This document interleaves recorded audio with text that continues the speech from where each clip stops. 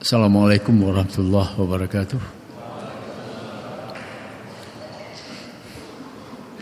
Alhamdulillahilladzi allafa baina qulubina fa asbahna bi ni'matihi ikhwana. Asyhadu an la ilaha illallah wahdahu la syarikalah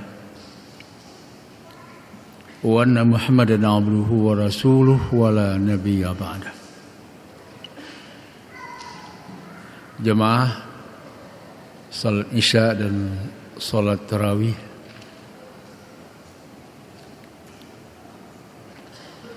tadi kita baru dengar azan yang bagus sekali ya. Di antara kalimat azan itu ialah hayya 'alas salah, hayya 'alal falah, hayya 'alas salah, hayya 'alal falah. Azan itu dikumandangkan di seluruh pojok bumi oleh jutaan para muazzin. Baik di tanah yang mayoritas muslim atau yang minoritas, azan itu berkumandang. Azan itu juga berkumandang di masjid di Moskow, di Beijing, di Amerika, di Eropa, di mana-mana. Hayya 'alas salah, hayya 'alal falah. Mari menunaikan salat dan mari merebut kemenangan. Jadi salat itu sesudah salat semestinya umat Islam menang. Tapi mengapa mereka terkapar dan terkapar, kalah dalam perlombaan peradaban? Ini bukan perkara kecil. Ini masalah yang sangat-sangat serius. Saya baru pulang dari Turki. Saya diundang oleh ada sebuah simposium ya di Universitas Inonu di Turki bagian timur, di negara bagian Malatya. Kebetulan hari Jumat tanggal 7 Maret ya, Maret atau April ya, itu masjid penuh. Masjid gagah seperti gagahnya masjid ini. Azannya bagus, khatibnya juga tidak khutbah tidak panjang-panjang. Tapi tetap saja saudara, umat Islam ini setelah berabad-abad belum berhasil bangkit secara autentik.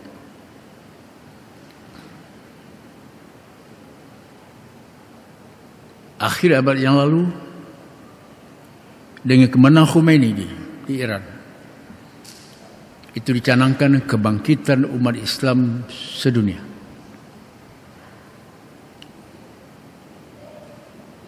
Tapi keadaan kita belum seperti yang kita harapkan. Ayat yang biasa dibaca oleh para khatib, kuntum khaira ummatin ukhrijat linnas ta'muruna bil ma'ruf wa tanhauna 'anil munkar. Kamu adalah sebaik-baik umat. Itu semestinya. Itu sesuatu yang akan datang. Atau sesuatu yang dulu pada zaman Nabi dan sebentar. Khaira ummah. Sekarang kita ini bukan khaira ummah. Apa kita banggakan sekarang? Boleh kita bangga dengan jumlah yang besar. Berapa sekarang jumlah umat Islam di muka bumi? Angka statistik tidak menunjukkan angka yang sama. Ada yang mengatakan 1,5, ada yang mengatakan 1,6 miliar. Dan umat Islam itu setiap hari, setiap detik bertambah. Sekarang sudah hampir 25% penduduk bumi adalah Muslim.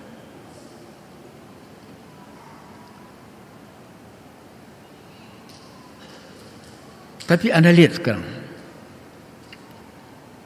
badan dunia yang nama PBB, ada namanya Dewan Keamanan.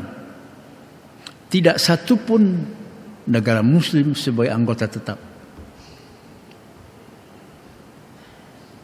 Al-Quran mengatakan semestinya umat Islam itu menjadi syuhada 'alan nas, sebagai saksi dalam perjalanan peradaban umat manusia. Karena kita lahir sebagai ummatan wasatan, umat yang tengah, medium community. Tapi itu fungsi itu kita jalankan. Lihat negara-negara Arab yang kemarin ada secercah harapan dengan adanya semacam revolusi, ya, atau disebut juga Arab Spring, musim semi Arab, dimulai dari Tunisia akhir 2010 menjalar berdarah-darah juga. Tapi sekarang kebangkitan itu redup lagi. Apa yang salah dengan kita?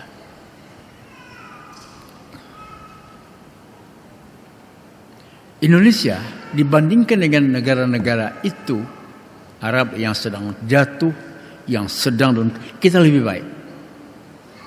Kalau ukurannya perbandingan. Tapi kalau ukurannya Al-Quran, kita masih jauh sekali. Di seluruh dunia Islam tidak ada keadilan. Kalau Anda bicara syariah, ya, maqasid syariah, itu syariah itu tujuan utamanya tegaknya keadilan di muka bumi.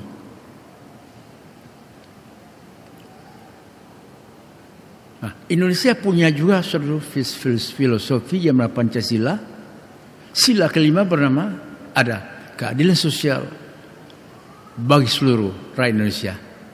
Tapi adakah keadilan di sini? Tidak ada. Kesenjangan sosial kita begitu tajam. Kekayaan negara kita ini, itu di atas 90% dikuasai oleh orang yang 2% dan sebagian besar non-Muslim.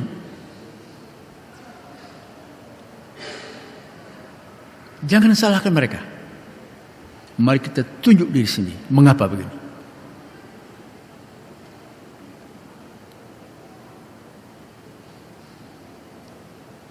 Saudi yang mengangkat diri sebagai Khadamul Haramain. Jadi dia menjaga sebagai pengawal, pelindung dua kota Makkah dan Madinah. Apakah di sana ada keadilan? Tidak ada keadilan. Kekayaan dikuasai oleh orang sekitar 6%, tidak sampai. Keluarga raja, dinasti Saudi. Dan tahukah saudara, kalau Anda buka medsos, media sosial, sekarang ini di Saudi itu ada orang yang tidak percaya ke Tuhan, ateis, ya, itu sekitar 5%. Apa-apaan ini? Oleh sebab itu, saudara, ya, terutama yang dosen, mahasiswa, orang yang berfikir, baca peta ini.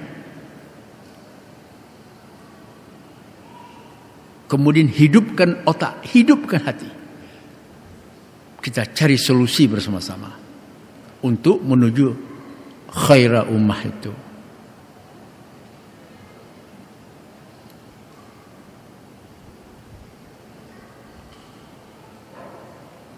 Jangan kita dilengahkan oleh masalah sepele. Kan kadang-kadang kita mesibukkan oleh ini Sunni, ini Syiah, ini Khawarij, ini apa. Sibuk ngurus itu. Ngapain itu? Bukankah Sunni Syiah itu lahir jauh sesudah wafat Nabi, sekitar 35 tahun. 32 ke 27 tahun baru muncul golong-golong ini. Tidak ada pada zaman Nabi Sunni Syiah itu. Sunni Syiah, Sunnisme, Syiisme adalah produk sejarah. Produk dari konflik politik elit Arab Muslim. Saya sudah menulis banyak tentang ini. Lalu kita kesini kita ikut pola itu, yang Sunni, yang Syiah saling menghujat, habis energi kita. Sementara kekayaan dikuasai orang. Jadi kita tidak berpikir besar, berpikir yang kecil-kecil.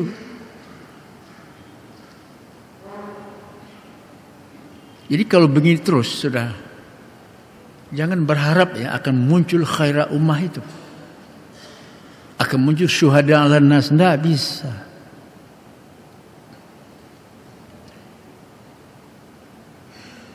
Saya sudah 81 tahun sekarang. Saya sungguh sangat gelisah dengan keadaan ini. Saya seperti tidak bisa berbuat apa-apa.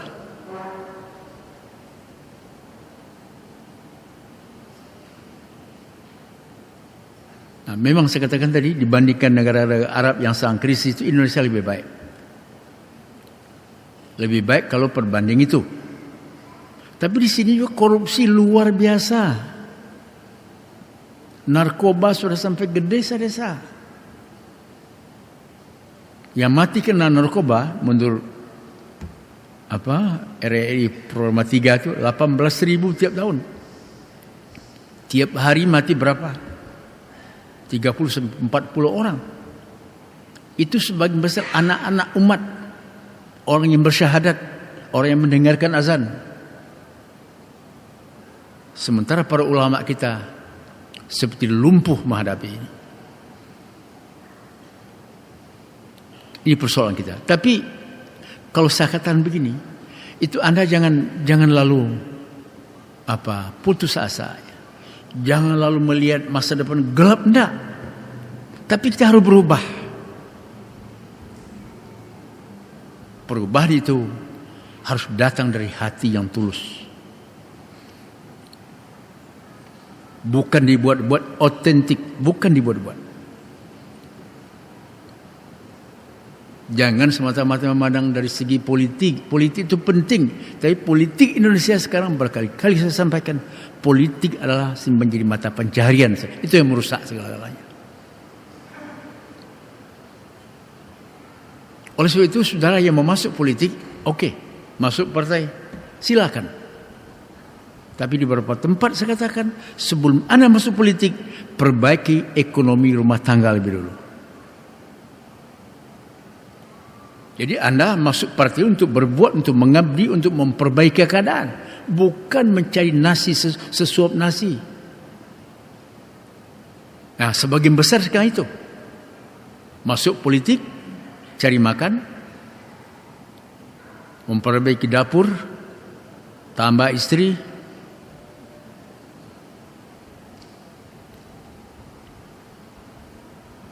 Jadi memang berat situasi ini, saudara. Tapi kadang-kadang kita memang dihibur ya. Wa tilkal ayyam nudawiluha bainan nas. Hari-hari kemenangan kekalahan dipergilirkan. Iya, tapi kita kan tidak bisa diam.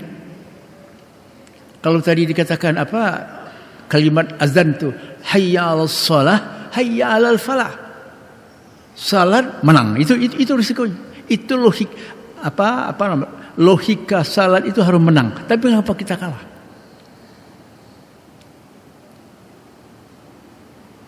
Saya rasa mari kita sama-sama, saya termasuk ya, kita tanya iman, sudah benar tidak iman kita ini? Sudah benar tidak ke Islam kita ini? Sebab dalam logika Al-Quran, Allah hanya mau melakukan intervensi, campur tangan dalam persoalan kita kalau kita memulainya, kalau kita mengambil inisiatif. Kalau tidak, Tuhan diam.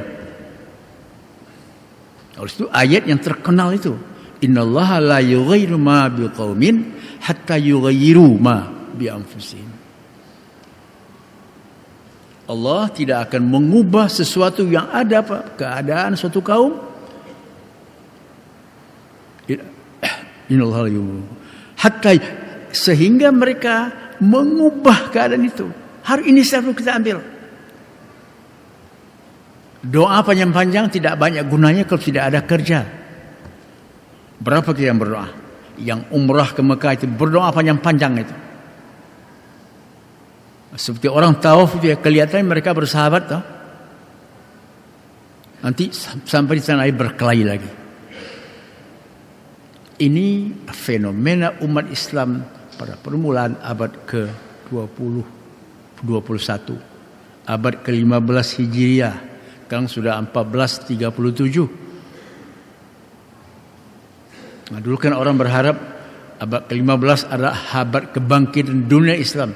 Ternyata belum bangkit. Karena kita tidak jujur beragama.